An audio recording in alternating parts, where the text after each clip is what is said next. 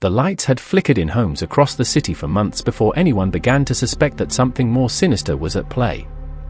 It started small, minor power surges, unexplained outages. But in a sprawling metropolis where electricity was the lifeblood of daily life, the inconvenience quickly turned into chaos. Local news outlets reported overwhelmed electricians racing to fix outages in luxury high-rises, commercial complexes, and suburban neighborhoods alike. Yet no one seemed to connect the dots. Beneath the surface of the city's electrical grid lay a tangled web of deceit engineered by a man no one would have suspected, Lucas Dorman, a mild-mannered electrician whose reputation had been spotless for decades. From rewiring old Victorian homes to installing state-of-the-art systems in tech startups, Lucas had built his career on trust. His small company, Dorman Electrical Services, was known for its meticulous work and attention to detail. But what no one realized was that Lucas's expertise was not just in wiring homes, it was in wiring lies.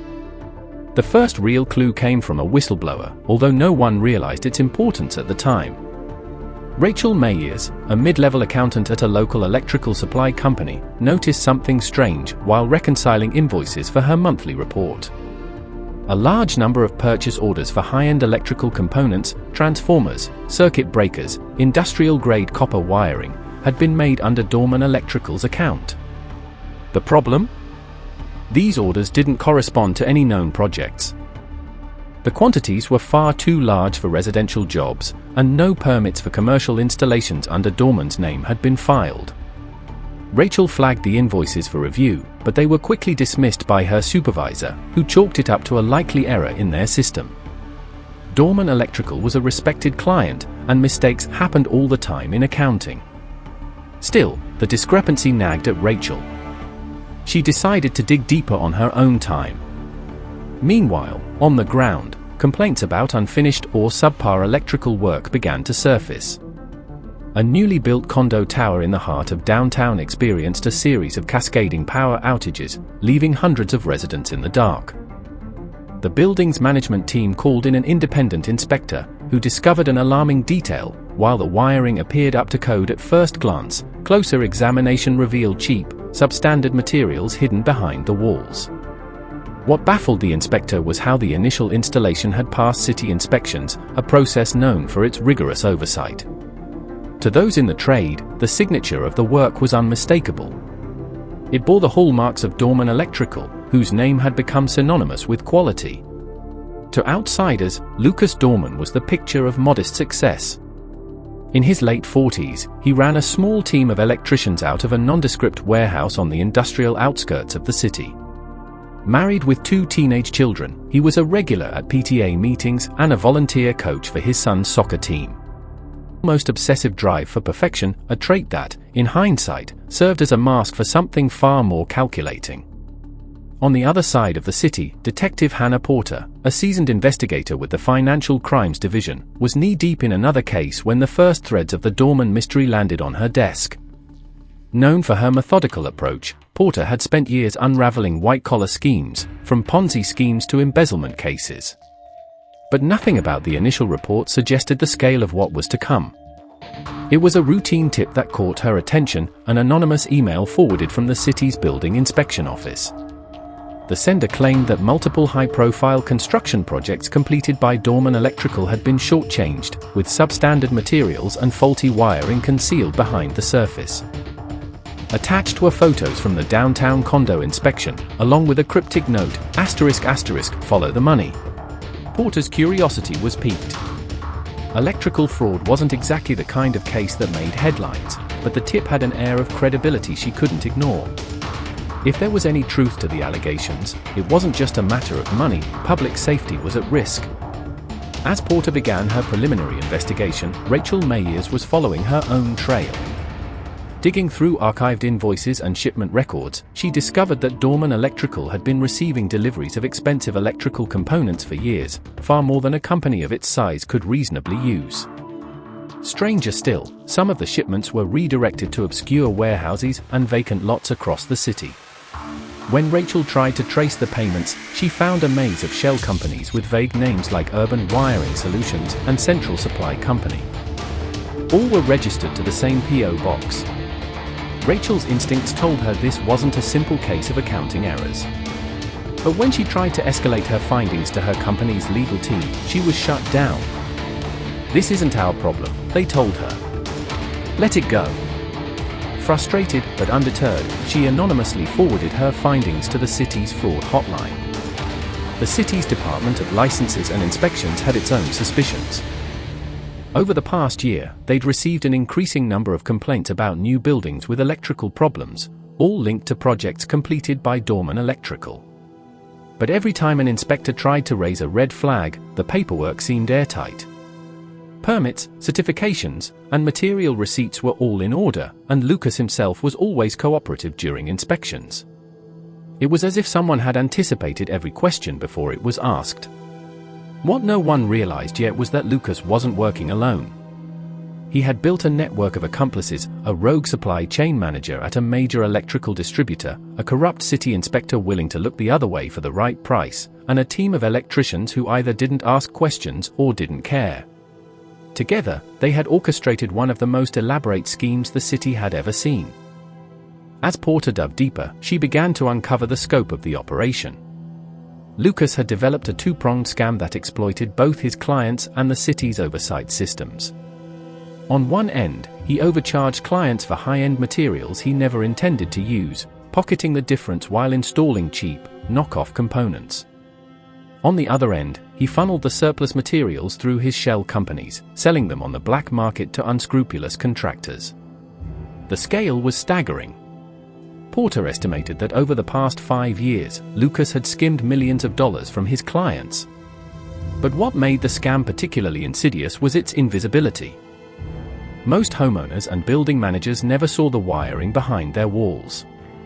By the time problems surfaced, Lucas was long gone, leaving a trail of paperwork that made it nearly impossible to trace the fraud back to him. As Porter pieced together the puzzle, she knew she was dealing with more than just a crooked electrician. This was organized crime, meticulously planned and expertly executed. But with no direct evidence linking Lucas to the fraudulent materials or the shell companies, she needed a breakthrough, and fast. The longer the scam went unchecked, the greater the risk to public safety. Across town, Rachel Mayers was feeling the pressure. She had stumbled into something far bigger than she anticipated, and she couldn't shake the feeling that someone was watching her. Her car alarm went off in the middle of the night. Anonymous emails appeared in her inbox, warning her to stay out of it. But instead of scaring her off, the threats only strengthened her resolve. She reached out to Detective Porter, sharing everything she had uncovered. For Porter, it was the break she'd been waiting for. With Rachel's documents and her own growing body of evidence, she was ready to take the case to the next level. But she knew she was up against a mastermind. Lucas Dorman had spent years perfecting his craft, and if she wasn't careful, he'd slip through her fingers like so many others before him. The stage was set for a high-stakes investigation, and the deeper Porter dug, the more she realized the true cost of Lucas's scheme wasn't just financial. Lives were at risk, and time was running out. The investigation into Lucas Dorman's sprawling wiring scam began to pick up steam as Detective Hannah Porter assembled a task force. The case had expanded far beyond her initial suspicions, implicating multiple industries and threatening to expose widespread corruption. However, with no hard evidence linking Lucas directly to the fraud, every move had to be calculated. The detective's challenge was clear: dismantle the intricate web Lucas had woven and gather enough proof to bring him to justice. As Rachel Mayers provided her findings, the task force quickly realized that Lucas's scheme was more sophisticated than even Porter had anticipated. By following the trail of shell companies, they identified several key players in his operation. First was Andrew Kell, a supply chain manager at one of the city's largest electrical wholesalers. Kell had been quietly funneling surplus stock to Lucas for years, bypassing company protocols.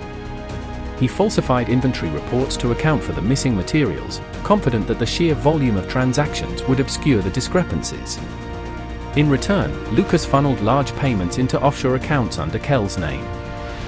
Next was Calvin Tate, a city inspector who had been pocketing bribes in exchange for signing off on faulty installations.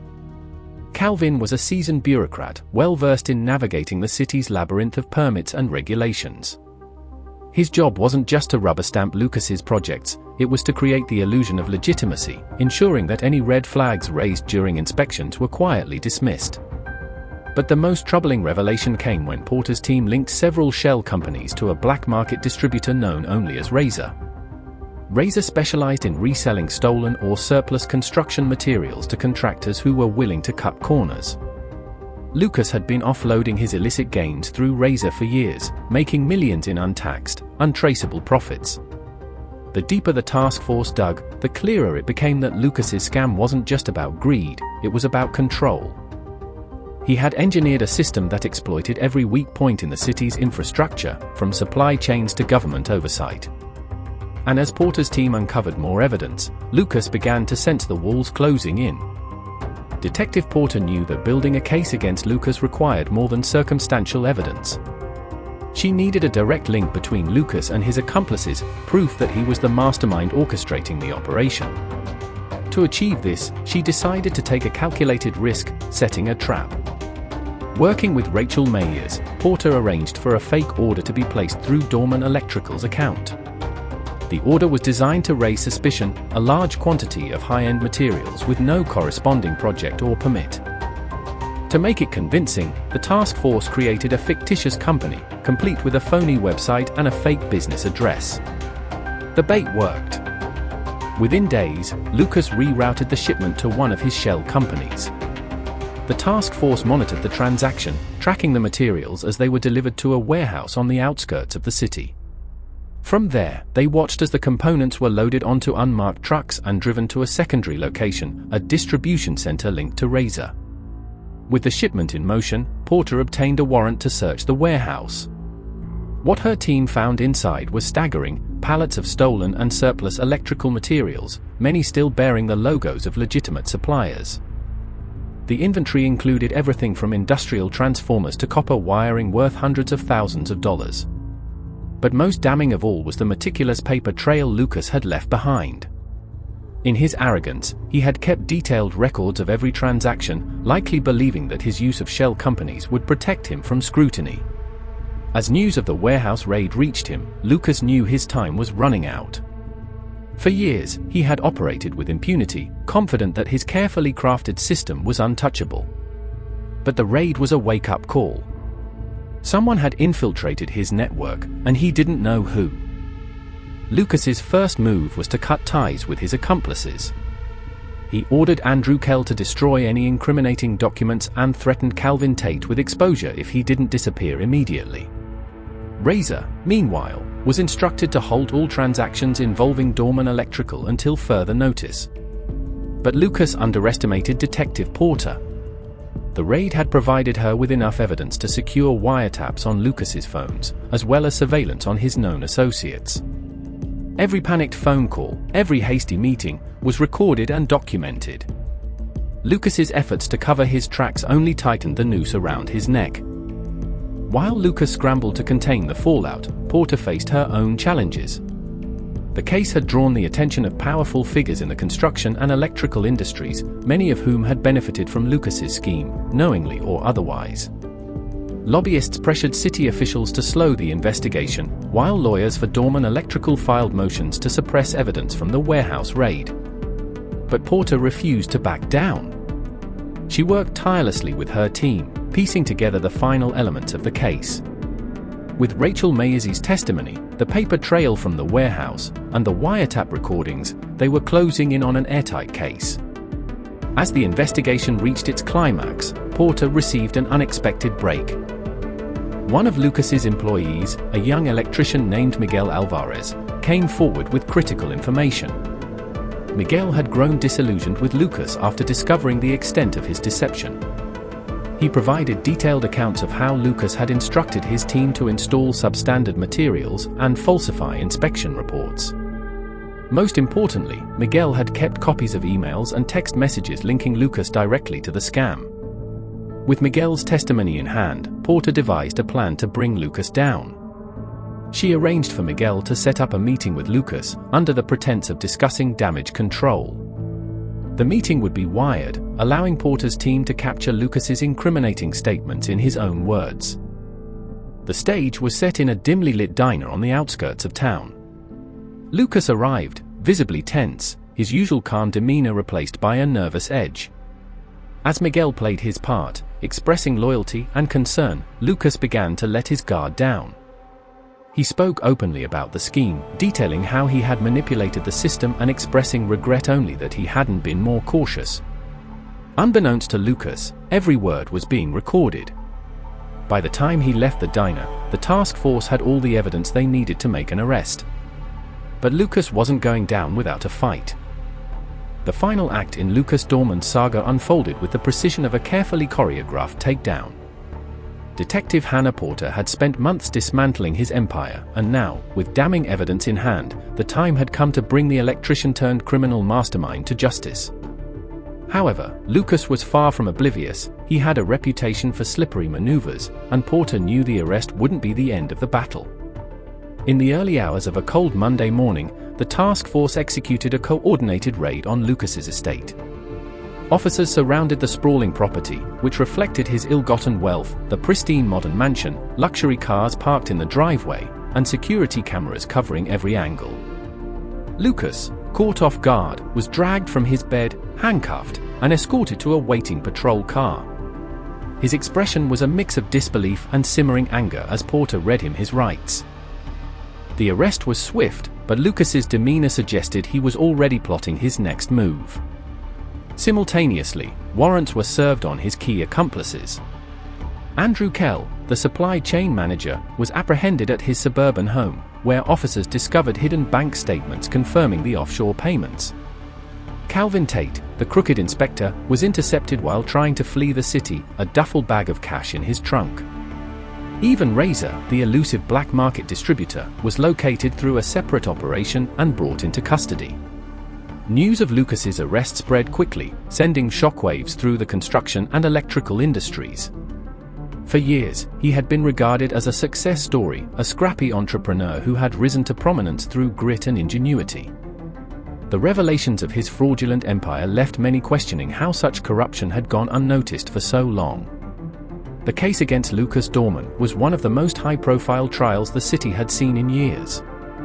The prosecution, led by Assistant District Attorney Emily Graves, meticulously presented the mountain of evidence gathered by Porter's team. The warehouse inventory provided irrefutable proof of Lucas's scheme, while wiretapped conversations and Miguel Alvarez's testimony painted a vivid picture of his manipulative tactics. The most damning moment came when the prosecution played the recording from the diner meeting, where Lucas had unwittingly confessed to orchestrating the scam. Lucas's defense team attempted to argue that he was being framed by disgruntled employees and overzealous investigators. They pointed to the city's history of corruption, suggesting that Lucas was a scapegoat for a broader problem. But the evidence was overwhelming, and their arguments failed to sway the jury. For weeks, the courtroom was packed with journalists, industry insiders, and curious onlookers. Lucas remained composed throughout the proceedings, his calm exterior betraying none of the desperation he surely felt. He still believed he could beat the system, just as he had for years. As the trial unfolded, the scope of Lucas's scheme became clear. Over the course of a decade, he had defrauded clients, suppliers, and the city itself out of an estimated $30 million. Thousands of buildings were implicated in his scam, from residential complexes to hospitals and schools. In some cases, the substandard wiring posed serious safety risks, forcing costly renovations and repairs. The public outcry was immense. City officials faced scrutiny for their failure to detect the fraud, while industry leaders rushed to distance themselves from Lucas. Several of his former business partners were forced to resign, and the fallout from the scandal left a lasting stain on the construction and electrical sectors. Meanwhile, Miguel Alvarez became a reluctant hero. His decision to come forward earned him praise from investigators and the public, but it also made him a target for backlash. Lucas's supporters accused him of betrayal, and he was forced to leave the city under police protection. Despite the risks, Miguel expressed no regrets. "I just couldn't be part of it anymore," he said in a brief statement to the press. "People deserve to know the truth." After nearly 3 months of testimony and deliberations, the jury returned a verdict. Lucas Dorman was found guilty on multiple counts of fraud, bribery, and racketeering. The judge, citing the sheer scale of his crimes and the harm caused to the public, handed down a sentence of 25 years in federal prison without the possibility of parole. For Detective Hannah Porter, the verdict was a vindication of her team's hard work. The case had been grueling, testing her resolve at every turn, but in the end, justice had prevailed. As she watched Lucas being led out of the courtroom in handcuffs, she allowed herself a moment of satisfaction. This case, she knew, would be one for the books. In the aftermath of the trial, sweeping reforms were implemented to prevent similar fraud in the future. The city overhauled its inspection and permitting processes, while industry leaders introduced stricter oversight measures. For many, the scandal served as a wake-up call, a reminder of the dangers of unchecked greed and the importance of vigilance. As for Lucas Dorman, his name became synonymous with corruption, a cautionary tale of how ambition and arrogance can lead to ruin. His mansion was auctioned off, his company dissolved, and his empire reduced to rubble. Yet, even from behind bars, Lucas maintained his innocence, insisting that he had been unfairly targeted. For Detective Hannah Porter, the case was a career-defining moment. But it was also a sobering reminder of the darker side of human nature.